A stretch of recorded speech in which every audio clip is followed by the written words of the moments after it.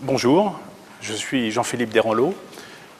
Mon métier depuis 10 ans est d'être consultant sur les usages du numérique et j'aide mes clients à atteindre 3 objectifs importants, quelle que soit la taille de l'entreprise: être organisé et efficace grâce à Outlook, donner de la visibilité à leur leadership au travers des blogs et des réseaux sociaux, et puis développer leur visibilité avec la vidéo et avec l'emailing. Et la vidéo, vous voyez un exemple des moyens techniques et de la passion que j'ai pour ce métier. Donc, vouloir ce qu'il y a de meilleur pour son client et faire en sorte qu'il l'obtienne, et qu'on soit contributeur de ce meilleur, c'est effectivement essentiel pour le consultant. Mais comme tu l'as souligné, encore faut-il avoir des clients. Et le premier problème, c'est le développement commercial de son activité. Et il est nécessaire pour le consultant de faire savoir son savoir-faire. Et ça n'est pas simple. Alors, je vais peut-être vous donner quelques constats pour simplement stimuler un peu votre attention. Il faut savoir aujourd'hui qu'avec Internet, on fait en moyenne 60% de son parcours commercial tout seul via Google. 60% de son parcours commercial tout seul via Google. Quand vous ne le faites pas à 100%, c'est-à-dire que vous achetez en ligne. D'accord ?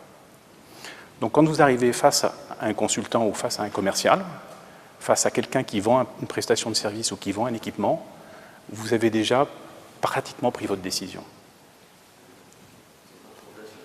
Son parcours d'achat. D'accord ? Donc ça, c'est le premier constat. Dans le conseil en particulier, on n'achète pas un service sur catalogue.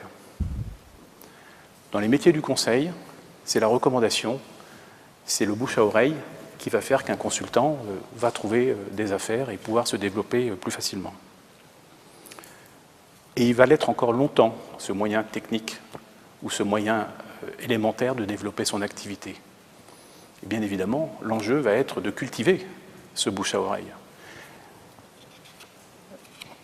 Alors, je vais vous parler des enjeux du numérique, mais je suis conscient que dans les métiers du numérique, et le numérique n'est pas la solution miracle, c'est pas parce que vous allez faire un site internet en mettant 20 000 € sur ce site internet, si c'est 20 000 €, vous vous êtes fait avoir. 20 000 € sur un site internet pour avoir de la visibilité. D'une façon générale, Internet n'est que le moyen d'amplifier vos qualités. Ce n'est pas le moyen de vous créer des qualités. Ça vous permet d'élargir votre couverture géographique, puisqu'il n'y a plus de frontières avec Internet, et ça vous permet de vous affranchir des contraintes du temps. Vous pouvez travailler, si vous voulez, avec les États-Unis, vous supporterez les décalages horaires, mais rien ne vous empêche de travailler avec l'Inde ou avec les États-Unis. Donc le premier objectif, la première chose qu'il faut garder en tête, c'est que la satisfaction de vos clients, ça va être votre première arme pour conquérir de nouveaux clients. Alors vous me direz, toute la difficulté, c'est d'amorcer la pompe. Je suis d'accord avec vous. Et je vais prendre le cas des artisans. Pensez-vous qu'un artisan, qu'il soit boucher, pâtissier, plombier, couvreur, menuisier, croyez-vous que c'est parce qu'il va avoir un site internet qu'il va pouvoir développer son business? Non. C'est parce qu'il va avoir des clients satisfaits et que ces clients satisfaits vont lui faire de la pub qu'il va développer son activité. Le premier réflexe que l'on a, quand on a besoin d'un artisan, je prends le plombier parce que c'est le cas le plus flagrant, eh bien on va voir son voisin pour lui demander s'il ne connaîtrait pas un bon plombier qui peut nous permettre de résoudre le problème. Et toute la difficulté que l'on a, c'est de pouvoir nous adresser à une personne en qui on va avoir confiance parce que quelqu'un d'autre nous l'a recommandé. On a établi la confiance. À propos de confiance, je vous recommande de lire le livre de M. Armand, « Confiance et leadership dans un monde complexe ». Et il souligne 3 choses, enfin il souligne une chose. Vous avez le choix entre confiance, méfiance et défiance. Croyez-vous qu'on peut développer son business, quel que soit son métier, dans la défiance et dans la méfiance? Ce n'est pas possible. Et surtout dans le conseil, on est obligé de le faire dans la confiance. Et la confiance, ce sont d'autres personnes qui peuvent, par leurs recommandations, mettre en confiance les gens qui vont s'adresser à vous. D'accord ? Donc je tiens vraiment à préciser que le numérique est un élément aujourd'hui très important. 60% de notre parcours commercial, on le fait via Internet. Idem pour les consultants. Mais le numérique n'est pas la clé miracle qui va vous permettre de développer votre business. Par contre, il va vous permettre de l'amplifier. Alors je vais vous donner quelques moyens, parce que quand vous vous adressez à des spécialistes du numérique, des fournisseurs de services ou d'équipements, ils vont toujours vous faire l'article pour la solution qu'ils vendent. Celui qui vend SFR, il va vous vendre les mérites d'SFR, celui qui vend Orange, il va vous vendre les mérites d'Orange. Donc je tiens à préciser, je n'ai aucune action dans les produits dont je vais vous parler, et je n'ai aucun intérêt, si ce n'est de former à l'usage et à la maîtrise de ces outils. Donc le premier outil qu'il faut soigner, c'est son carnet d'adresses. Depuis la nuit des temps, son carnet d'adresses, c'est un élément déterminant. Et aujourd'hui, il faut savoir matériellement bien le gérer. Il faut non seulement bien le construire en développant ses relations avec autrui, mais il faut aussi bien gérer son carnet d'adresses. Et Outlook se trouve être un outil que tout le monde a, ou pratiquement, et qui permet de gérer de façon extraordinaire son carnet d'adresses.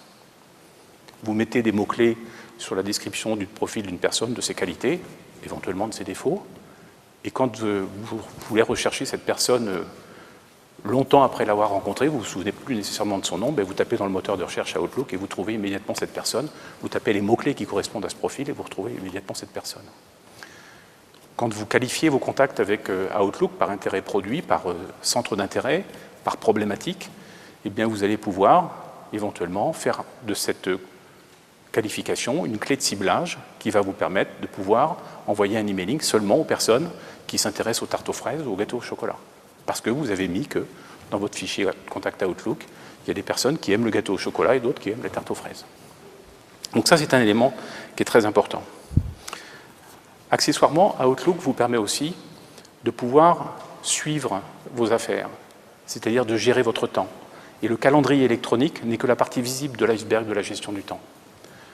Quand vous allez devoir suivre une proposition faite par mail, quand vous allez devoir rappeler un contact, quand vous allez devoir suivre un projet, une action, eh bien, Outlook vous permet de gérer toute cette complexité et de façon très élémentaire. Alors c'est certain, vous trouverez des outils beaucoup plus sophistiqués pour faire des choses beaucoup plus pointues, notamment la gestion des contacts. Les CRM sont des machines de guerre extrêmement sophistiquées, mais est-ce que le consultant, notamment le consultant indépendant, a la possibilité d'apprendre à se servir d'outils complexes? Non. Le consultant, il a besoin d'être efficace. Et pour être efficace, il ne faut surtout pas tomber dans le piège de la complexité. Commencez par des outils simples, et si jamais l'outil simple ne vous suffit pas, après vous passez la marche supérieure. Mais commencez par des outils simples.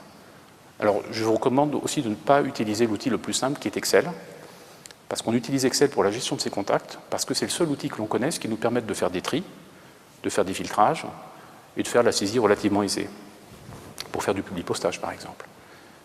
Outlook fait strictement la même chose, sauf qu'en plus il est connecté avec votre calendrier, avec votre base d'email, avec votre base de correspondance, avec vos tâches, et tout ça c'est interconnecté. Et c'est ce qui permet d'être efficace.